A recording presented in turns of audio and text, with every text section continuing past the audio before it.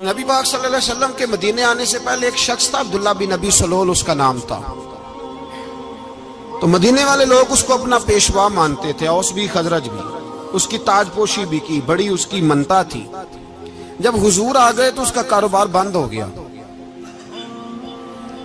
اب لوگ یہ نہیں سمجھتے کہ میں غلط ہوں، لوگ کسی کے مفادات کو ٹھیس پہنچتی ہے تو مخالفت کرنے لگ جاتا ہے۔ اب اس کے حالات جب خراب ہوئے تو اس نے پتہ کیا کیا، جھوٹ موٹ کا کلمہ پڑھ لیا۔ سمجھ آ رہی ہے باتوں؟ جھوٹ موٹ کا، اور منافقوں کا ایک ٹولہ اس نے تیار کر لیا جس کا قرآن مجید نے سورہ منافقون میں ذکر کیا۔ ایک جنگ کا موقع تھا، نبی پاک صلی اللہ علیہ وسلم تشریف لے گئے تو عبداللہ بن ابی سلول بھی چلا گیا۔ حضرت عمر فاروق رضی اللہ تعالیٰ عنہ کے ایک غلام تھے، وہ پانی لینے کنویں پہ گئے۔ ادھر سے انصار میں سے، چونکہ حضرت عمر کے غلام مہاجر تھے، انصار میں سے ایک شخص پانی لینے پہلے سے آیا ہوا تھا۔ پانی بھرنے میں کوئی اختلاف ہو گیا، جھگڑا ہو گیا، مار کٹائی تک نوبت آ گئی۔ حضرت عمر کے غلام نے کچھ چیز مار دی، اس شخص کو زخمی ہو گیا۔ اس نے پکارا، عبداللہ بن ابی سلول نے سمجھا کہ موقع اچھا ہے، دوڑا ہوا آیا اور آ کر اس نے کہا، انصار مدینہ بھاگ کے آؤ، جلدی آؤ، اور بڑے غلط جملے استعمال کیے۔ کہنے لگا اگر ان لوگوں کو تم اپنا بچا کچا کھانے کو نہ دیتے مہاجروں کو تو آج یہ تمہارے سر پہ نہ بیٹھتے۔ معاذ اللہ، ایسی باتوں پہ کہا کرے، بولے یہ روزمرہ کی گفتگو میں عادت بنائیں، کوئی ایسی بات کرنی ہو تو معاذ اللہ استغفر اللہ کہہ کے کرنی چاہیے۔ اس نے کہا کہ معاذ اللہ اب ان کو بچا کچا نہ دیں تو یہ ہمارے سر پہ نہ بیٹھتے۔ شور کیا اس نے۔ ہمارے ہاں بھی سیانے بندے پنچایت کے لوگ وہ کہتے ہیں تو اس برادری کے بچے سے ہی مار کھا ہے، پتہ ہی نہیں چلا، جا اسے مار کے آ، سر پھاڑا، یہ کار پھوڑ دے اس کا سر، اور دیکھ میں دیکھ لوں گا بعد میں جو ہوگا۔ یہ عقل مند لوگوں کے مشورے نہیں، یہ جاہل لوگوں کے مشورے۔ ناراض نہ ہونا، پر یہ نبی پاک صلی اللہ علیہ وسلم نے فرمایا ہے، حضور کا فرمان ہے۔ یہ کن لوگوں کا کام ہے؟ بول کے بتائیں، بول کے۔ پڑھے لکھے سیانے بندے اس طرح کے مشورے یہ بالکل نہیں دیتے، جاہلوں کا کام۔ پکارا، مہاجر سارے اکٹھے ہو گئے، انصار سارے آ گئے، اور جب انصار آئے تو مہاجرین کو بھی پکارا، مہاجر بھی آ گئے۔ اب وہ گتھم گتھا ہونے لگے تو کسی نے جا کے محبوب پاک کے کان میں کہا، یا رسول اللہ وہاں تو مہاجر انصار لڑنے لگے۔ وہ پرانی لڑائیاں پھر سے جاگ گئی ہیں۔ نبی پاک تشریف لائے، حضور نے وہاں لفظ بیان کیے، فرمایا یہ تم نے کیا جاہلوں جیسا کام شروع کیا ہوا ہے؟ یہ کون سا کام ہے؟ اللہ کرے ہم سب اس کام سے باز آ جائے، آمین تو کہنا۔ اور تو اس برادری دے منڈے کوئی مار کھائے؟ برادری کیا ہوتی ہے؟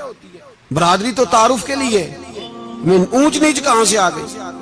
کہا میرے رسول پاک علیہ الصلوۃ والسلام نے فرمایا تم جاہلوں جیسے کام کر رہے ہو۔ صلح کرائی، بات رفع دفع کرائی، لوگ چلے گئے، معاملہ ٹھنڈا ہو گیا۔ لیکن عبداللہ بن سلول نے کہا کہ میں یہ موقع خالی نہیں جانے دوں گا۔ پھر گیا وہ اور جا کے انصار مدینہ سے کہنے لگا، ایک دفعہ جا لینے دو مدینے، تم نے میری بات نہیں نہ سنی تو جو وہاں بڑے سردار بیٹھے ہیں ان سے بات کروں گا، اور معاذ اللہ ثم معاذ اللہ ہم ان بے عزت لوگوں کو مدینے سے نکال دیں گے، وہاں صرف عزت والے رہیں گے۔ یہ غلط جملے اس نے ادا کیے جس کو قرآن پاک نے سورہ منافقون میں بیان فرمایا ہے۔ اس نے یہ بات کی۔ ایک صحابی تھے حضرت زید رضی اللہ تعالیٰ عنہ، وہ سن رہے تھے، آ کے عرض کی، یا رسول اللہ صلی اللہ علیہ وسلم عبداللہ بن ابی سلول تو اس طرح کہہ رہا ہے کہ مدینے جا کے عزت والے دوسروں کو نکال دیں گے، اور تم اگر اپنا بچہ انہیں نہ دیتے تو معاذ اللہ آج یہ ایسا نہ کرتے۔ حضرت عمر نے بھی سن لیا، حضرت عمر نے بات سن لی، تلوار نکالی اور دوڑے۔ حضور نے بازو پکڑا، فرمایا کدھر جا رہے ہو؟ کہا یا رسول اللہ اگر آج سزا نہ دی تو کل اور بات بھی کرے گا، اور اگر آج ایک قتل ہو گیا تو باقی سیانے بن جائیں گے۔ یا رسول اللہ مجھے چھوڑے، میں ماروں گا۔ حضور نے فرمایا عمر چپ کر، وہ جھوٹ موٹ کا کلمہ پڑھتا ہے، لوگ کہیں گے کہ محمد ابن عبداللہ نے اپنے ساتھی مارنے شروع کر دیے۔ چپ کر، حوصلہ کر، صبر کر، دلیری کر۔ حضرت عمر کہتے ہیں میری حضور کے کہنے پر میں ٹھہر تو گیا، پر وہ میرے اندر جو آگ لگی ہوئی تھی ٹھنڈی نہیں ہو رہی۔ کہتے ہیں میں چپ تو کر گیا۔ نبی پاک علیہ السلام نے پوچھا عبداللہ بن نبی سلول سے، تو نے یہ کہا ہے؟ کہنے لگا حاشا وکلا، میں نے بات ہی نہیں کی نا۔ اب لوگ کہنے لگے کہ زید تو نوجوان ہے، تو یہ بوڑھا آدمی ہے، چلو صحیح کہتا ہوگا۔ حضور بھی خاموش ہو گئے۔ اللہ پاک نے قرآن مجید نازل فرما دیا، فرمایا اللہ نے سن لی ان کی بات جنہوں نے یہ کہا ہے، اور پھر لفظ بڑے حسین ہے، فرمایا یہ کہتے ہم عزت والے ہیں؟ نہیں، وَلِلَّهِ الْعِزَّةُ وَلِرَسُولِهِ وَلِلْمُؤْمِنِينَ، فرمایا عزت تو اللہ کے پاس ہے، اللہ کے رسول کے پاس ہے، اور عزت تو مومنوں کے پاس ہے، مومنین کے پاس عزت ہے۔ یہ قرآن پاک نے سارا مضمون بیان کر دیا کہ عبداللہ بن نبی سلول غلط کہتا ہے اور حضرت زید صحیح کہتے ہیں۔ حضور نے کچھ نہیں فرمایا، جا رہا ہے قافلہ۔ جب مدینے کی سرحد آ گئی نا، حدود مدینہ منورہ کی شروع ہوئی، تو عبداللہ کا اپنا بیٹا، اس کا نام بھی عبداللہ بن عبداللہ تھا، اپنا بیٹا اس کا بڑا مخلص جانثار غلام تھا میرے رسول پاک صلی اللہ علیہ وسلم کا۔ وہ تلوار لے کے مدینے کی حد پہ کھڑا ہو گیا اور کہنے لگا میرے باپ، تو نے اتنی بے ایمانی کے لفظ کہے کہ میں ان کو نکال دوں گا؟ کہے اپنی زبان سے کہ میں ذلت والا ہوں، رسول پاک کو اللہ نے بڑی عزت عطا فرمائی، کہے ورنہ میں تیری گردن کاٹ دوں گا۔ بول، کہے حضور بھی عزت والے اور نبی پاک کے غلام بھی عزت، کہے اپنی زبان سے، کہے میرے رب کا یہ فرمان ہے وَرَفَعْنَا لَكَ ذِكْرَكَ، ابھی میں خود تیرے لیے تیری شانوں کو بلند فرما دوں گا۔ تو کہا کہے، تو دشمن ہو کے کہنے لگا میرے بیٹے مجھے معاف کر دے، مصطفیٰ تو بڑی عزتوں والے، ان کے غلام شانوں والے۔ جب بیٹا تلوار لے کے سامنے کھڑا ہوا، شہرت ہوئی، اب نبی پاک نے حضرت عمر کی طرف دیکھا، کہا عمر تیری بات صحیح تھی، اب جو ہوا یہ زیادہ صحیح تھا، وہ میں نے تجھے کہا حوصلہ کر، تدبر کر، وقت کا انتظار کر، یہ صحیح ہوا کہ وہ صحیح تھا۔ تو حضرت عمر فاروق کہنے لگے یا رسول اللہ، میں گواہی دیتا ہوں آپ واقعی اللہ کے سچے رسول ہیں صلی اللہ علیہ۔ اتنی اچھی رائے، وقت فیصلہ کرتا ہے، تدبر سے چلے، دانائی سے چلے، علم پیدا کریں، بردباری۔ ہمیں کئی دفعہ سجدہ صاف کرنا پڑتا ہے، ہم جو کہتے ہیں بات اس کے الٹ نکل آتی ہے۔ ہم کسی شخص کے بارے میں کچھ تبصرہ کر بیٹھتے ہیں، کچھ عرصے کے بعد ہمیں پتہ چلتا ہے کہ وہ تو ایسا تھا ہی نہیں، ہم نے غلط بات کر دی۔ ہم بغیر تحقیق کے، بغیر تفتیش کے، حوصلہ نہ ہونے کی وجہ سے، صبر نہ ہونے کی وجہ سے ہم بہت سارے کام کر گزرتے ہیں، پھر ہمیں نقصان ہوتا ہے۔ اپنی زندگی میں علم نہ چھوڑیں، حوصلہ نہ، لڑائیاں ہوتی ہیں نا گھروں میں، اس کی وجہ خامد ہوتا ہے، بیوی نہیں ہوتی۔ یہ بات گھر جا کے بتانا کہ آج انہوں نے کہا ہے۔ لڑائی کی وجہ کون ہوتا ہے؟ نہ بولو تسی، پر میں تے آنکھ ہی چھڑیا ہے، وہ تو ریکارڈ ہو گیا ہے۔ لڑائی کی وجہ کون ہے؟ جڑے باتیں لڑتے ہیں وہ کوندے ہی نہیں پے۔ وجہ کون بنتا ہے جی؟ کیوں بلا؟ اس لیے کہ نبی پاک صلی اللہ علیہ وسلم نے فرمایا عورت کی اگل آدھی ہے تو تیری تو پوری ہے نا، جس کا مطلب ہے لڑائی اگر بچ سکتی تھی تو مرد کی وجہ سے بچ سکتی تھی، گھر میں امن ہو سکتا تھا۔ کہتے ہیں جی یہ بڑی بیوقوف ہے، میری سنتی نہیں۔ تو میں نے کہا جو اس سے بحث کر رہا ہے وہ سیانا ہے؟ بولیں، جو بحث کر رہا ہے وہ عقل مند ہے؟ بندہ تو چلو تھا وہ دانشور، شیکسپیئر، باتیں بعض اوقات اس کی کچھ ایسی ہیں۔ اس سے کسی نے پوچھا تھا عورتوں سے کون جیت سکتا ہے بحث میں، تو اس نے کہا تھا وہ جو ان سے بحث نہ کرے، جو ان سے بحث۔ تو بھائی تو وجہ اس لیے کہ حوصلہ تو نہیں کرنا تھا۔ نبی پاک علیہ السلام نے فرمایا بی بی ٹیڑھی لکڑی ہے، سیدھی کرنے کی کوشش کرو گے تو ٹوٹ جائے گی، سیدھی۔ تو پھر کتنا بیوقوف ہے جو پتھر سے سر رگڑ رہا ہے، کتنا نادان ہے جو یہ حرکت کر رہا ہے، دریا میں چھلانگ لگا کے کہتا ہے ڈوبوں گا نہیں۔ تو بھائی حوصلہ پیدا کرے، علم پیدا کرے۔ بہت ساری ایسی باتیں کرے کہ جس میں اشتعال آئے گا، فٹافٹ 3 لفظ طلاق کے دے دیے، اب بھاگا گیا مفتی صاحب کے پاس، او ہو 4 بچوں کا کیا بنے گا؟ اور یہ بات پکی ہے کہ بچوں کو صرف ان کی ماں ہی پال سکتی ہے، ان کی ماں۔ اور بات مجھے نہیں بھولتی، ایک شخص نے بیوی کو طلاق دے کے دوسری شادی کی. اس کا بیٹا تھا 10 سال کا. اس نے اپنے بیٹے سے کہا کہ بیٹے بتا پرانی اماں صحیح تھی یا یہ صحیح ہے؟ اس نے کہا نہیں ابا وہ تو جھوٹ بڑے بولتی تھی، یہ صحیح ہے. وہ جھوٹی تھی، وہ جھوٹ بڑے بولتی تھی میری سگی اماں، یہ سچ بولتی ہے. اس نے کہا وہ کیسے؟ کہنے لگا اس لیے کہ میں کوئی شرارت کرتا تھا تو میری سگی اماں مجھے تھپڑ مارتی تھی اور کہتی تھی تجھے روٹی نہیں دے رہی، جا دوڑ جا گھر سے.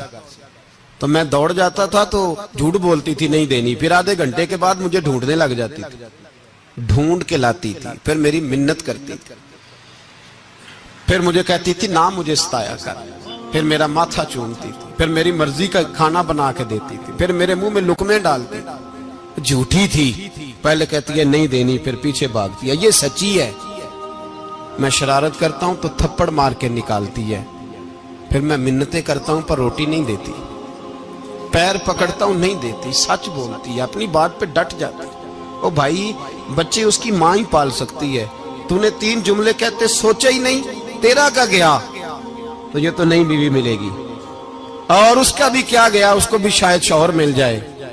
ان پھولوں کی پرورش صرف ان کا مالی کر سکتا ہے، دوسرا کر سکتا تو نے حوصلہ ہی نہیں کیا. ٹھیک ہے غلطی بی بی کی تھی پر تو مرد تھا نا، تیرے پاس تو دلیری تھی. فٹافٹی 3 طلاق کے جملے کہہ دیے. اور میرے رسول پاک علیہ السلام نے فرمایا جائز کام بڑے ہیں پر طلاق جائز تو ہے پر میرے رب کو پسند نہیں، اللہ کو پسند. تو نے مالی بگا دیا جس نے تیرے گھر کا باغ سینچنا تھا. تو بھائی یہ حوصلہ نہیں. درجنوں طلاقیں، 20 کیس، اور ابھی وہ شادی کے پورے کپڑے نہیں پہنے تو طلاق پہلے. اس کی وجہ یہ کہ حوصلہ نہیں، صبر نہیں، رضا نہیں. ہم احساس نہیں کرتے. اگر تو یہ سمجھ جائے کہ بس اللہ نے جو میرے لیے بہتر سمجھا مجھے دے دیا، صحیح ہے میری آزمائش ہے، کیا ہے کچھ ہے جو اس نے بہتر سمجھا مجھے اس نے، پھر تو سکھی ہو جائے، تیرے لیے جینا آسان ہو جائے، پھر تو بہت ساری پریشانیوں سے آزمائشوں سے دور ہو جائے. میرے نبی پاک علیہ السلام نے ہمیں حوصلہ کرنے کا حکم دیا، دلیری. 2-3 سال شاید پچھلے سال یا اس سے پچھلے سال حج کے موقع پہ نا ہمارے پاکستان میں تو بڑے بڑے انوکھے واقعات ہوتے ہیں. سننے سے کیا میں کہتا ہوں وہ عبرت کے لیے ہوتے ہیں. جعلی ویزے لگوا دیے حج کے کسی ایجنٹ نے، اللہ کے مہمانوں کو بھی لوگ لوٹ لیتے ہیں. جعلی ویزے لگوا دیے. اور مزے کی بات یہ ہے کہ پاکستانی ایئرپورٹ سے گزر بھی گئے وہ ویزے والے، اور احرام باندھے لوگ جدے پہنچ گئے. 4 آدمی تھے، انہوں نے ویزا دیکھا تو کہا نکلی، آپ کو واپس جانا پڑے گا. اگلی فلائٹ سے وہ لوگ واپس آئے. آپ مجھے بتائیے ان کی جب وہ چھوٹے چھوٹے کلپ آئے، میڈیا نے ان کی باتیں سنی تو ان کے آنسو نہیں تھمتے تھے. ایک آدمی احرام باندھ کے گیا ہے، معمولی سمجھتے ہیں آپ؟ میرے جیسا غریب آدمی کبھی اس نے ارادہ کیا ہو مدینے جانے کا، لیٹ ہو جائے تو کلیجہ پھٹنے کو آتا ہے. کچھ مجبوریاں پیروں میں آ جائے، نہ جا سکے تو پتہ نہیں کتنی توبہ کرنے کو دل کرتا ہے کہ کہیں غلطی تو نہیں ہو گئی، کوئی ایسی بات تو نہیں نکل گئی. یقین کریں طبیعت پریشان ہو جاتی، یار کوئی ایسا کام تو نہیں ہوگا جس کی وجہ سے یہ بات ہوئی. 4 آدمی لوٹ آئے، حالات خراب ہو گئے، لوگ رو رو کے قصے سناتے تھے. لیکن میرے رسول پاک علیہ السلام کا حوصلہ دیکھو. حضور کعبے کا بھی کعبہ، حضور مالک، حرم کے مالک مطلق، جن کے صدقے اللہ نے کعبہ کو بیت اللہ بنایا. حاجیو آؤ شہنشاہ کا روضہ دیکھو، کعبہ تو دیکھ چکے اب کعبے کا بھی کعبہ دیکھو. حضور 1400 صحابہ کو لے کے گئے عمرہ کرنے. مقام حدیبیہ پر پہنچے تو کافروں نے روک لیا، ہم عمرہ نہیں کرتے. تو اور میں خادم اور جو وارث و مالک ہیں 1400 صحابہ، ہم نہیں عمرہ کرنے دیتے، واپس جائیے. صلح لکھی جا رہی ہے. صلح کی شرطیں کیا ہیں؟ مکے سے کوئی آدمی غلطی سے بھی مدینے چلا گیا، مکے کا آدمی، تو مسلمان اگر ان کے ظلم سے تنگ آ کے، مکی مسلمان کافروں کے ظلم سے تنگ آ کے مدینے چلا گیا تو مدینے والے واپس کریں گے. اور اگر مدینے سے کوئی شخص غلطی سے بھی مکے چلا گیا تو مکے والے واپس نہیں کریں گے. اتنی سخت شرائط. حضرت عمر غصے سے کانپنے لگے, صحابہ پریشان ہیں, پر میرے رسول پاک نے صبر دکھایا, حوصلہ, تدبر. یہ تدبیر ہے, صبر ایک بہترین تدبیر ہے, اگر کوئی اپنائے تو بہترین طریقہ ہے. حضور نے فرمایا ہمیں منظور ہے, صلح کرو. اور اتنا سخت حکم ہے, کہنے لگے 1400 احرام والے واپس جائیں, بعد میں آنا, اس وقت نہیں عمرہ کرنے دیں گے. میرے نبی پاک علیہ السلام, مجھے بتاؤ, مجھے اور آپ کو دکھ ہوتا ہے تیاری ہو تو پروگرام رہ جائے, تو اگر احرام باندھا ہو اور اللہ کے رسول نے بندھوایا ہو تو حضور واپس لوٹنے لگے تو کتنی تکلیف کی بات ہے. حضور نے فرمایا چلو آئندہ آئیں گے. معاہدہ لکھا جا رہا ہے, حضرت علی معاہدہ لکھ رہے ہیں, لکھو محمد الرسول اللہ صلی اللہ علیہ, محمد الرسول اللہ صلی اللہ علیہ وسلم اور قریش مکہ کے بیچ معاہدہ. یہ تحریر لکھی جا رہی تھی تو ابو سفیان بول پڑا, کہنے لگا جی ہم محمد الرسول اللہ نہیں نکلنے دیں گے معاذ اللہ, یہی تو ہمارا جھگڑا ہے. اگر آپ کو رسول اللہ مان لیا تو پیچھے رہ کیا گیا, محمد ابن عبداللہ لکھیں. حضور نے حضرت علی سے فرمایا رسول اللہ کاٹ کے محمد ابن عبداللہ لکھو. حضرت علی لکھ رہے تھے, محمد رسول اللہ لکھا تھا, فرمایا رسول اللہ کاٹ کے محمد ابن عبداللہ لکھو. تو حضرت علی کہنے لگے حضور مجھے یہ لفظ کاٹنا نہیں آتا, حضور مجھے یہ لفظ کاٹنا. کسی صحابی نے اعتراض نہیں کیا کہ لکھنا آتا تھا, کہا مجھے کاٹنا. حضور نے دوبارہ کہا علی کاٹ دو. کہا یا رسول اللہ مجھے یہ لفظ کاٹنا نہیں آتا. میرے حبیب نے تیسری دفعہ کہا علی کاٹو. تو شیر خدا نے قلم چھوڑا, ہاتھ باندھے اور کھڑے ہو کہنے لگے محبوبہ مجھے تیرے قصیدے لکھنے آتے ہیں, کاٹنے کوئی نہیں آتے. میں مجبور ہوں, مجھ سے نہیں ہوتا, کوشش کرتا ہوں, نہ قلم اٹھتا ہے نہ ہاتھ چلتا ہے. میرے حبیب پاک نے قلم پکڑا اور لفظ رسول اللہ خود کاٹ کے محمد ابن عبداللہ کرایا. بھائی وقت گزر گیا, صلح ہو گئی. یہ تدبر, یہ حوصلہ, یہ تدبیر میرے نبی نے فرمائی. اب تو 1400 کو مکے نے نہ داخل ہونے دیا, لیکن ایک سال ہی گزرا, تھوڑا ہی وقت گزرا, میرے رسول پاک 10,000 کو لے کے مکے میں داخل ہو گئے. 10,000. اس نے فائدہ دیا. حکمت کیا تھی, تدبر کیا تھا؟ قریش روز لڑائی کرنے آ جاتے تھے, تبلیغ ہی نہیں کرنے دیتے تھے. ان سے صلح ہو گئی تو نبی پاک نے کیسر کو خط لکھا, کیسر روم کو, ہرکل کو. دور دراز تبلیغ پھیل گئی, مسلمان 100,000 سے زیادہ ہو گئے. ان کی طرف سے اب وہ لڑائی بند ہو گئی. میرے حبیب پاک علیہ السلام کے حوصلے نے کمال دکھایا, اس تدبیر نے فائدہ دیا امت مسلمہ کو. 10,000 کا لشکر لے کے حضور کعبے میں داخل ہوئے.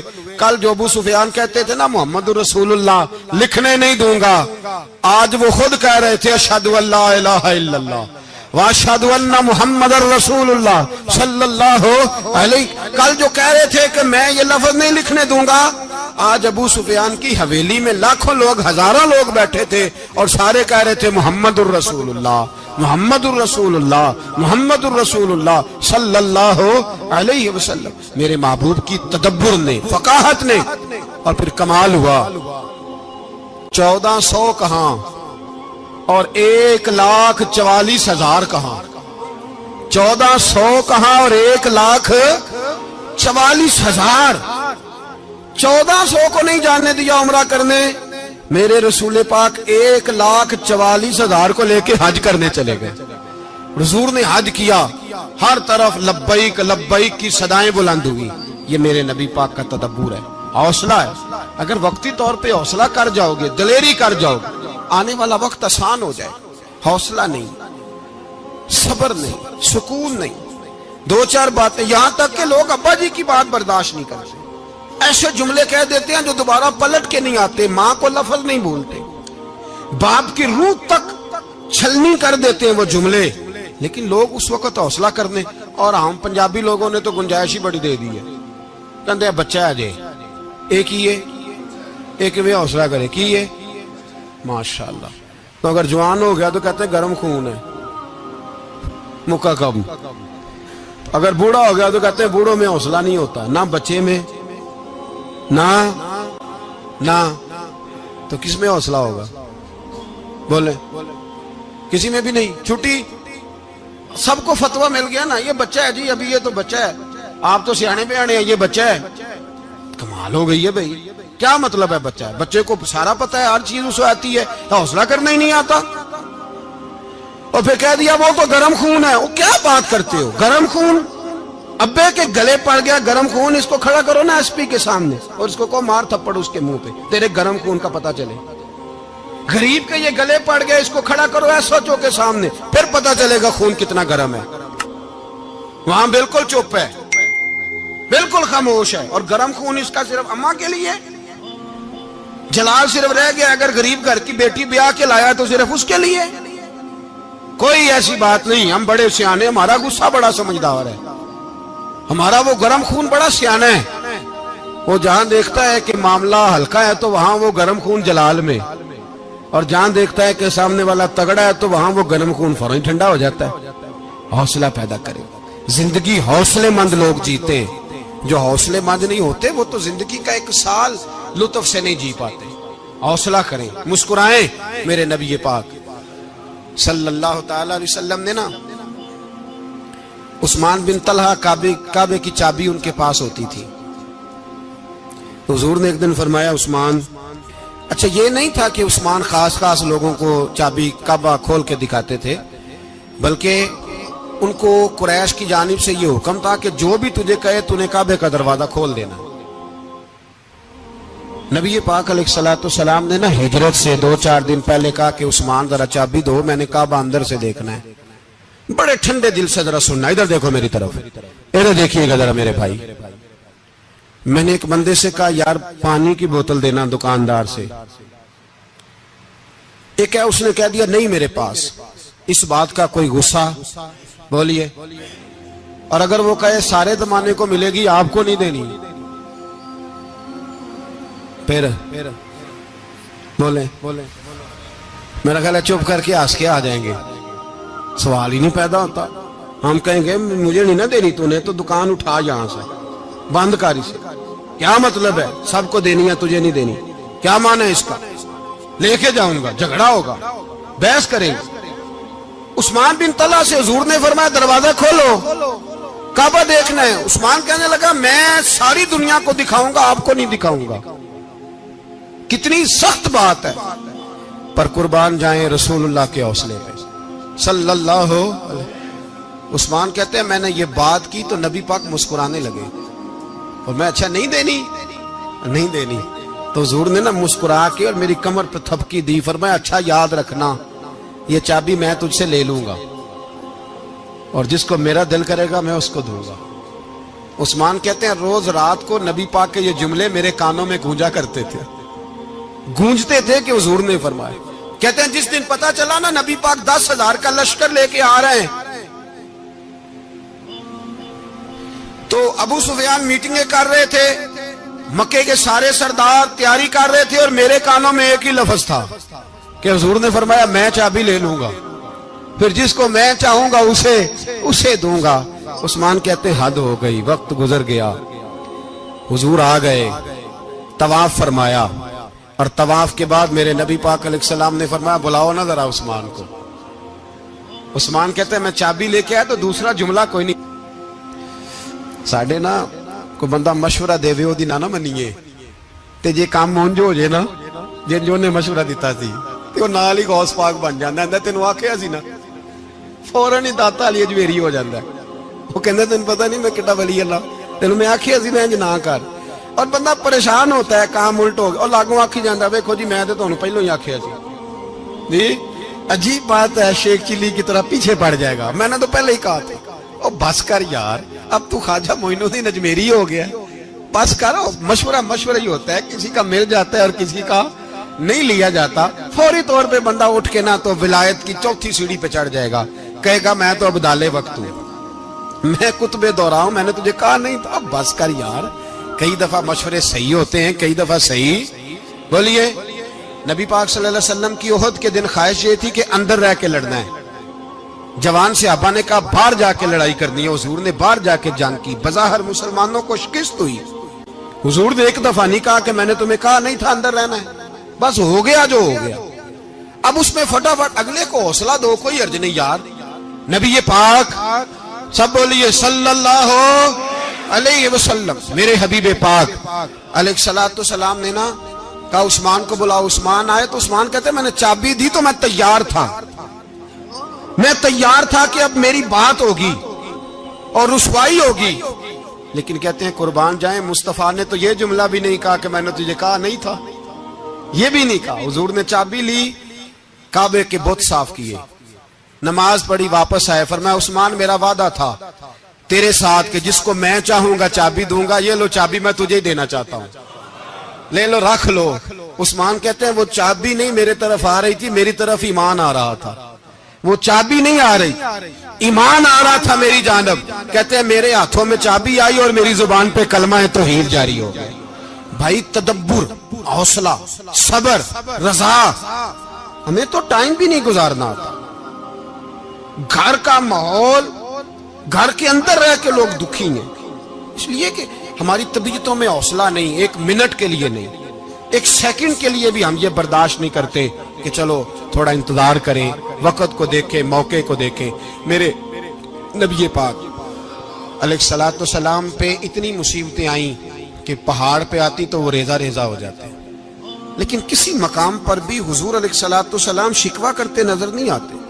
ہم غریبی کا رونا روتے ہیں، ہر چوتھا آدمی کہتا ہے بڑا غریب ہوں، لیکن میرے نبی پاک علیہ الصلوۃ والسلام نے چوتھے دن کھجور کھائی، سرکہ کھایا ہے اور موٹے بان کی چارپائی پہ آرام کیا ہے. حضرت عمر نے کہا حضور کتنی تکلیف ہے؟ فرمایا عمر کوئی تکلیف نہیں، تھوڑا سا تو وقت ہے، جنت میں جائیں گے، ساری نعمتیں اللہ نے ہمارے لیے تیار کی ہوئی ہے. راضی بالرضا، راضی بالرضا، کوئی کسی قسم کا مسئلہ نہیں. ہمیں آزمائشیں آتی ہیں، تکلیفیں آتی ہیں، بیماریاں آتی ہیں، لوگ چھوٹی چھوٹی بات پر پریشان ہو جاتے ہیں، ذرا سی بات پر شکوہ کرتے ہیں. میرے رسول پاک علیہ السلام نے فرمایا جب میرا رب کسی کو بیمار کرتا ہے تو 2 فرشتوں کو بھیجتا ہے، جاؤ میرے بندے کی تیمارداری کر کے آؤ. اللہ اکبر، خود رب بھیجتا ہے، جاؤ میرے بندے کی. تو مجھے بتائیے جب اللہ بھیجے تو پھر تندرست خوش نصیب ہوا کہ بیمار؟ جی تندرست پھر خوش نصیب کون ہوا؟ میرے نبی پاک صلی اللہ علیہ وسلم نے فرمایا رب 2 فرشتے بھیجتا ہے، فرماتا ہے پتہ کر کے آؤ میرے بندے کا اس کا کیا حال ہے، حالانکہ اللہ سارے جانتا ہے. فرشتے آتے ہیں، واپس جاتے ہیں، رب کریم پوچھتے ہیں بتاؤ میرا بندہ کیا کہتا تھا؟ اللہ تجھے سارا ہی پتہ ہے، پر ہم سے پوچھتے تو بتا دیتے ہیں. وہ یہ کہتا تھا کہ میں اپنی رب کی رضا پہ بڑا ہی راضی ہوں. وہ تیری حمد کر رہا تھا، تیری تعریف کر رہا تھا، تیرا شکر کر رہا تھا، تیرے لیے کلمات حمد بیان کر رہا تھا. تو میرے نبی پاک علیہ السلام فرماتے ہیں، اللہ فرشتوں سے فرماتا ہے سنو پھر اگر میں اپنے بندے کو اس بیماری میں شفا دوں گا تو اس تندرستی سے زیادہ اچھی تندرستی دوں گا جو پہلے اسے عطا کی ہوئی تھی، پہلے سے اچھی صحت دوں گا. اور اگر اسے اس بیماری میں موت دوں گا تو پھر مرتے ہی اس کے لیے میں جنت کا فیصلہ فرما دوں گا. بھائی جب تو راضی بالرضا رہتا ہے، راضی بالرضا، بڑی سادی سی بات ہے بھائی. آپ گھر گئے روٹی مانگی تو اگر کسی نے کہا نا کہ اتنی تھکاوٹ ہے ٹائم پہ آیا کریں اس وقت، تو روٹی تو وہ بھی مل گئی اور اس میں لذت، وہ سکون نہیں، وہ سکون نہیں. میری اماں جی سالن پکا کے رکھ لیتی تھی تو روٹی جب بھی کوئی مانگتا تھا تو تازی بنا کے دیتی تھی، ان کی طبیعت تھی. تو میں اکثر ان سے کہتا کہ اماں جی پکا کے رکھ دیا کرو. کہتے تمہیں خوشی نہیں ہوتی جب تمہاری اماں تازی پکا کے دیتی ہے؟ خوشی ہوتی ہے، طبیعت میں خوشی ہوتی ہے. ان کا مزاج تھا، ذوق تھا، تو ہم سمجھتے تھے یار یہ بڑی سعادت کی بات. تو آپ گھر گئے رات کو تو گھر والوں سے کہا روٹی، تو فوراً اٹھے، فوراً، اور انہوں نے کھانا تازہ بنایا اور ساتھ یہ بھی کہا باہر سے نہ کھایا کرے بندہ بیمار ہو جاتا ہے. کتنی ٹھنڈک پہنچتی ہے آدمی کے دل کو، سکون ملتا. تو بھائی بیماری تو آپ نے کاٹ لی، لیکن ساتھ کہو ہو بڑا بیمار ہوں، میں نے تو اتنے گناہ بھی نہیں کیے، ظلم بھی نہیں کیا، کسی کو کچھ بھی. اب بیماری تب بھی کٹ گئی، پر بڑی آزمائش، مریض ڈاکٹر کے گلے پڑ رہا ہے، اس کے لواحقین جھگڑے کر رہے ہیں، بیماری وہ بھی کٹ گئی. اور ایک بیمار وہ ہے جو چارپائی پہ لیٹا ہے اور کہتا ہے جس طرح میرا اللہ راضی اسی طرح میں بھی راضی. تو بیماری اس کی بھی کٹ گئی. حضرت یونس علی نبینا علیہ الصلوۃ والسلام نے ایک دن حضرت جبریل امین ملنے آئے تو جناب یونس علیہ السلام کہنے لگے اے جبریل، اللہ کے نیک بندوں میں جو اللہ کو اس وقت سب سے زیادہ پسند ہے نبیوں کے بعد، توجہ کرنا بات پر، جو سب سے زیادہ اللہ کو پسند ہے نبیوں کے بعد ولیوں میں، اور سب سے زیادہ اللہ جس کو اللہ کی بارگاہ میں عبادت گزار لکھا جاتا ہے، میری اس بندے سے ملاقات کرا۔ تو حضرت جبریل نے جناب یونس علیہ السلام کو ساتھ لیا تو ایک شخص کے پاس پہنچے جو آنکھوں سے اندھا تھا، دونوں ہاتھ اس کے سلامت نہیں تھے اور پورے جسم میں پیپ جاری تھی، ریشہ تھا۔ جب جا کے السلام علیکم کہا نا حضرت یونس نے، اس نے وعلیکم السلام کے بعد پہلا لفظ پتہ کیا کہا؟ اس نے کہا یا اللہ تیرا شکر ہے، یا اللہ تیرا، آپ بھی ادا کریں اللہ کا شکر، یا اللہ تیرا، اللہ تیرا شکر ہے۔ تو حضرت یونس علیہ السلام کہنے لگے تو شروع سے اس طرح کا ہے، نابینا بھی اور ہاتھوں سے معذور بھی اور سارا جسم شروع سے؟ تو بڑے ہی خوبصورت لفظ اس بیمار نے کہے، کہنے لگے نہیں حضور، میں بالکل ٹھیک ٹھاک تھا، جب تک میرے رب نے چاہا کہ یہ دنیا کو دیکھے تو تب تک اس نے مجھے آنکھیں دی، اور جب اس نے چاہا کہ اب اس کا دیکھنا بہتر نہیں تو اس نے واپس لے لی۔ تو یا اللہ تیرا شکر ہے، اللہ تیرا شکر ہے۔ پھر کہا جب تک اس نے چاہا کہ میرے ہاتھ رہے تب تک رہے، جب اس نے چاہا کہ میرے لیے بہتر نہیں تو اس نے لے لیے، تو یا اللہ تیرا شکر ہے۔ جب تک اس نے چاہا کہ میرا جسم صحیح و سلامت رہے تو رہا، اور جب اس نے چاہا کہ میرے لیے بہتر نہیں تو مجھے بیمار کر دیا، تو یا اللہ تیرا شکر ہے۔ تو حضرت یونس علیہ السلام کہنے لگے جبریل واقعہ یہ اللہ کا سب سے زیادہ شکر گزار بندہ ہے، سب سے زیادہ عبادت گزار بندہ ہے، سب سے زیادہ۔ میرے نبی پاک حال میں ہی نفع میں ہے، نعمت ملے تو شکر کر کے نفع، مصیبت آئے تو صبر کر کے نفع، اپنی زندگی میں تحمل، بردباری، علم پیدا کرے، حوصلہ پیدا کرے۔ ہر آنے جانے والے شخص کے مزاج کے مطابق اسے نہ ملے، اپنا مزاج صحیح رکھے، اپنی طبیعت کے مطابق اپنے ماحول کو برقرار رکھے۔ علم کے ساتھ گزارا کرو گے تو رشتہ داروں سے بھی بنی رہے گی، دوستوں سے بھی بنی رہے گی، ہر ایک سے تعلق رہے گا۔ اور اگر آپ کے اندر یہ حوصلہ نہیں تو پھر سارے معاملات پریشانی کا شکار ہو جائیں گے۔ یہ تو آج کا مضمون تھا۔ ہمیں نا لوگ مشورہ دیتے ہیں، کہتے ہیں پیر صاحب درویشوں کو سیاست کی بات نہیں کرنی چاہیے، دیتے ہیں نا مشورہ لوگ، جی تھوڑا تھوڑا بول دیں، تھوڑا تھوڑا دیتے ہیں نا۔ اگرچہ ہم ان کی بات نہیں مانتے، اس لیے کہ اقبال نے کہا تھا جدا ہو دین سیاست سے تو رہ جاتی ہے چنگیزی، جدا ہو دین سیاست سے تو۔ اور پہلا فکرہ یہ ہے کہ جلال بادشاہی ہو یا جمہوری تماشا ہو، جدا ہو دین سیاست سے تو رہ جاتی ہے۔ اس نے کہا جب سیاست اور دین علیحدہ علیحدہ ہوتے ہیں تو چنگیز خان اور ہلاکو خان پیدا ہوتے ہیں۔ سیاست جب تک مسجد کے اندر رہتی ہے تب تک پاک صاف رہتی ہے، وہ گندی ہوتی تب ہے جب مسجد سے نکل جاتی ہے۔ حضرت علی کے زمانے تک مسجد میں رہی، پاک صاف رہی، یزید باہر لے گیا تو گندی ہو گئی، حضرت عمر بن عبدالعزیز دوبارہ مسجد میں لے آئے تو پھر پاک ہو گئی۔ لیکن پھر بھی ایک ساتھی نے مجھے کہا تو اس کی بات میں، سب کی باتیں نہیں مانتا، اس کی بات میری سمجھ میں آئی۔ وہ کہنے لگا جی اصل بات یہ ہے کہ سیاسی تبصرے تجزیے ہم اخباروں میں ٹی وی پہ جا کے بیٹھے، جا کے بڑی مہربانی میری طرف دیکھیں، وہ ہم سنتے رہتے ہیں تو ہمارا دل کرتا ہے مسجد میں صرف ہم رسول اللہ کا پیار ہی سنیں۔ تو میں نے کہا یار تیری بات دل کو لگتی ہے، یہ بات صحیح ہے، چلو یہ نیت اچھی ہے، یہ تیرا نظریہ ٹھیک ہے، مان گئے ہم۔ میں چلا گیا دکاندار کے پاس اور میں نے اس کو جا کے کہا کہ گاڑی کا انجن کھولو، اس طرح کرو، اس طرح۔ اس نے کہا مولانا آپ جا کے نا گھر تو فقہ کی کتاب کھولیں، اس لیے کہ گاڑی کے انجن کے بارے میں آپ کو معلومات، یہاں اگر آپ نے یہ کام کرنا ہے تو اس کو پڑھیں، کسی استاد کے پاس ورکشاپ پہ آئیں، آپ کے ہاتھوں کو، منہ کو، چہرے کو مٹی لگے، دھواں لگے، گریس لگے، پھر آپ کو پتہ چلے گا انجن کیسے کھلتا ہے۔ صحیح کہہ رہا ہوں؟ نہیں صحیح کہہ رہا؟ دعا گلہ تو یہاں کر چڑی جائے، صحیح کہہ رہا ہوں جی۔ اگر مولوی کو اجازت نہیں سیاست کی بات کرنے کی، اور مولوی کو اجازت نہیں کہ انجن کی بات کرے، تو سیاستدان کو اجازت ہے دین کی بات کرنے کی؟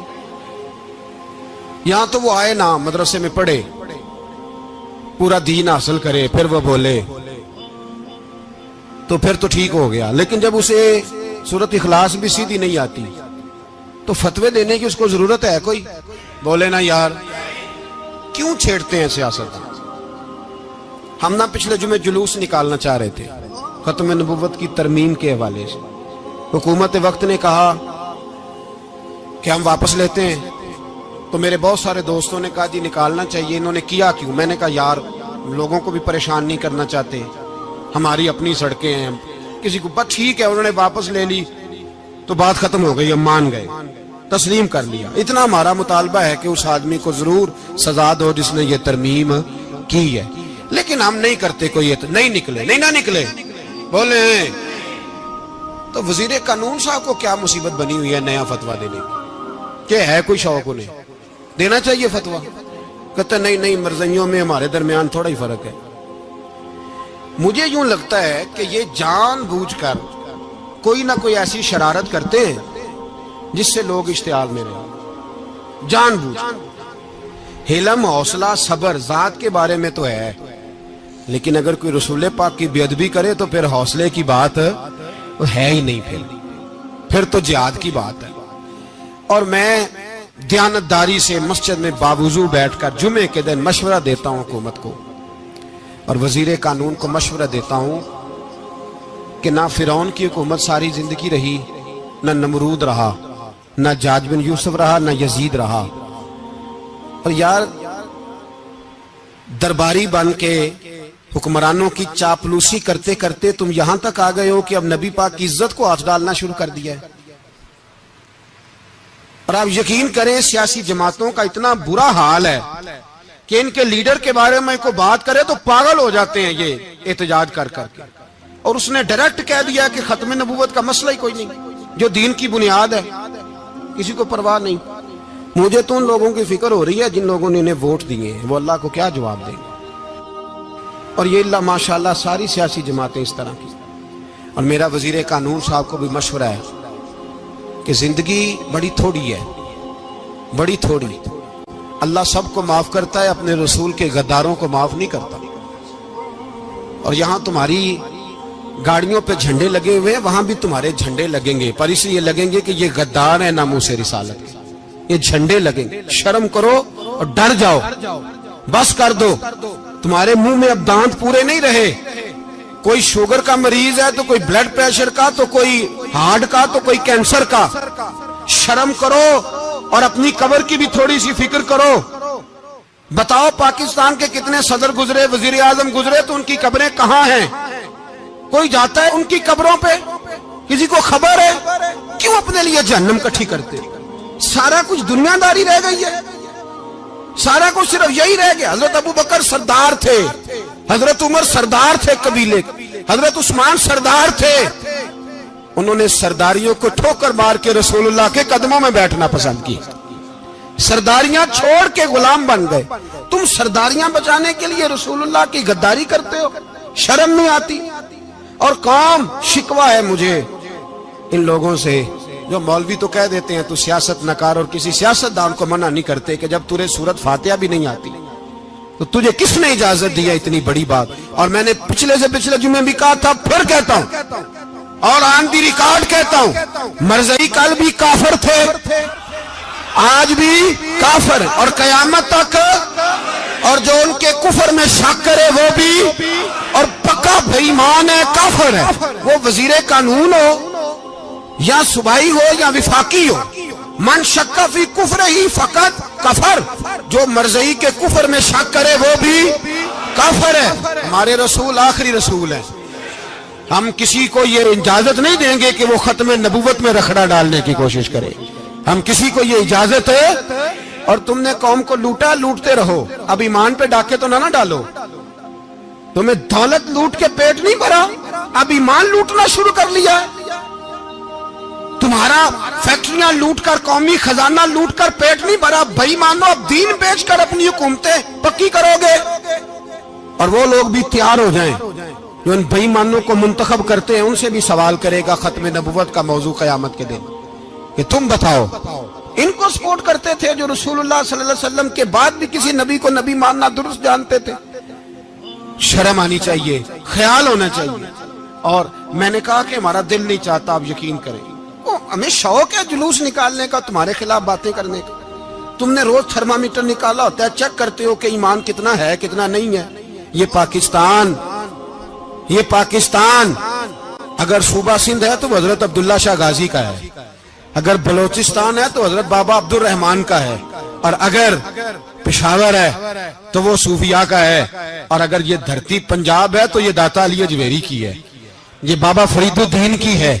اس میں کسی غدار کو قبضہ کرنے کی اجازت بالکل نہیں ملے گی، اور ہم وہ لوگ بھی نہیں جو چپ کر کے اندر سوتے رہیں، قوم جو کرتی ہے کرتی رہے، ہمیں پرواہ نہیں، نہ ایسی کوئی بات نہیں۔ کوئی بندہ نہ سمجھے کہ انہیں ہوش نہیں، انہیں پتہ نہیں، ہمیں سارا کچھ ہی آتا ہے۔ پھر اگر کل کو کوئی ممتاز قادری پیدا ہو گیا تو شکوہ نہ کرنا، کل کو کوئی پھر سے عامر چیمہ نکل آیا تو شکایت نہ کرنا، یاد رکھنا۔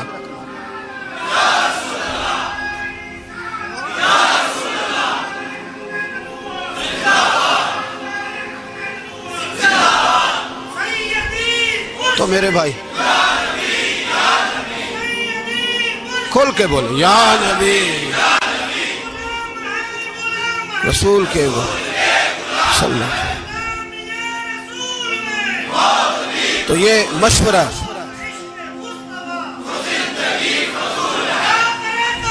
جزاک اللہ، تو یہ تمہیں مشورہ ہے۔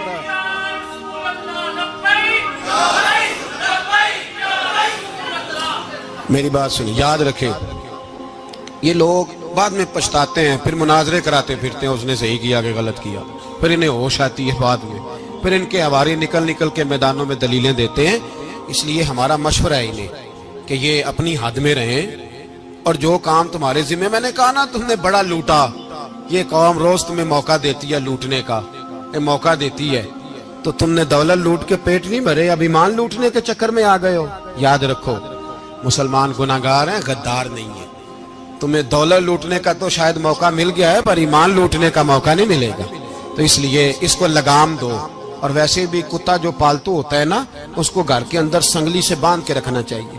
یہ تمہارے بوٹ چاٹتے ہیں، بھونکتے ہیں، تمہارے حق میں وزارتیں لیتے ہیں، ہم نے تو کوئی وزارت نہیں لی تم سے، اور نہ ہمیں شوق ہے، اس لیے کہ ممبری کیا کرنی ہے جس کو ممبر رسول عطا کر دیا جائے، اس نے کیا کرنی ہے یہ ممبریاں جس کو پکا ممبر رسول دے دیا جائے، تو اس لیے اس سے باہر آؤ۔ میں نے کہا بڑے بڑے نمرود، فرعون، قارون دفن ہے، تمہارا بھی نام تک نہیں ہوگا، بالکل نام نہیں ہوگا۔ اس لیے ہمارا مشورہ، اور آپ لوگ بھی آئے نا یہ اگلے سال، تو ان کو کھڑا کر کے پوچھ لینا، اسلامی جمہوریہ پاکستان کا تم نے ایم پی ایم نے بننا ہے، پہلا کلمہ ہی صحیح سنا دو، چلو خدا کا واسطہ یہی بتا دو کہ تمہیں نماز بھی ڈھب سے آتی ہے کہ نہیں، اور آپ کی موج ہے، آپ بٹھا لیتے ہیں سر پہ، کیا کریں، سمجھانے والے مفت گناہگار ہو گئے اور بہکانے والے سب تمہارے یار ہو گئے۔ اس لیے یہ چھیڑتے ہیں جان بوجھ کے، اور پھر جب کوئی ممتاز قادری علیہ رحمہ پیدا ہوتے ہیں پھر انہیں دشواری ہوتی ہے، پھر ان کا جینا مشکل ہو جاتا ہے، یہ موقع دیتے ہیں، پتہ نہیں کس کے ایجنڈے پہ عمل کر رہے ہیں۔ میرا سوال یہ ہے، میں نے پچھلے جمعے پھر میرا سوال ہے کہ میں پوچھتا ہوں، اس آدمی کو ضرورت کیا ہے ختم نبوت پر بات کرنے؟ جب امت مسلمہ کے متفق کا فیصلہ ہے کہ مرزائی کافر، اسمبلی نے بل پاس کر دیا کہ مرزائی، ان کو اقلیت قرار دے دیا، اور جب سے وہ اقلیت بنے نہ ہم نے ان کی عبادت گاہ جلائی، نہ ہم نے ان کو قبروں سے نکالا، نہ ہم نے، بس ٹھیک ہے جیسے عیسائی رہتے ہیں، یہودی سے کس ملک میں رہتے ہیں وہ بھی رہیں، اقلیت بن کے رہے، کوئی اعتراض، پر تم انہیں کھینچ کے کیوں قریب کرتے ہو؟ تمہارا کیا یارانہ ہے ان کے ساتھ؟ بتاؤ تو صحیح۔ ان لوگوں سے ان کو چاہیے اپنے منہ میں لگام ڈالیں، اور اگر نہیں ڈالیں گے پھر انشاءاللہ ڈالی جائے گی، اور بڑی تگڑی ڈلے گی، اور پھر ایسی ڈلے گی۔ سلمان تاثیر جب مرا تھا نا تو 5-5 لاکھ روپیہ مولویوں کو آفر کی جنازہ پڑھاؤ، 5-5 لاکھ روپیہ چھوٹے چھوٹے مولویوں کو۔ اور داتا صاحب کی مسجد کے خطیب بھی صوبائی جو تھے، وہ خطیب تھے، ملازم تھے، انہوں نے کہا کہ ایمان نہیں بیچنا، نکالنا نوکری سے تو نکال دو۔ اور بادشاہی مسجد کا مولوی جس کا پتہ ہی نہیں چلتا، کبھی کدھر چلا جاتا ہے کبھی کدھر، یہاں تو وہ بھی کھڑا ہو گیا، اس نے کہا نا ایمان نہیں بیچنا۔ گورنر ہاؤس کی مسجد کا امام کہنے لگا کہ بخشا جانا نہ جانا یہ تو رحمت الہی کا معاملہ ہے، پر اتنا گندا جنازہ نہیں پڑھنا، اتنا گندا جنازہ نہیں ہم پڑھیں گے، مرنے کے بعد تمہارے جنازے نہیں پڑھے جاتے، تمہاری قبریں خراب ہوتی ہیں، کدھر ہیں تمہاری دولتیں؟ اور وہ مولوی آج تک پتہ ہی نہیں کدھر گیا جس نے اس غلیظ کا گندا جنازہ پڑھایا. تو بھائی اپنی قبر حشر کو جب جہاں تمہارے جنازے نہیں پڑھے جا رہے تو وہاں تمہارا کیا حال ہوگا.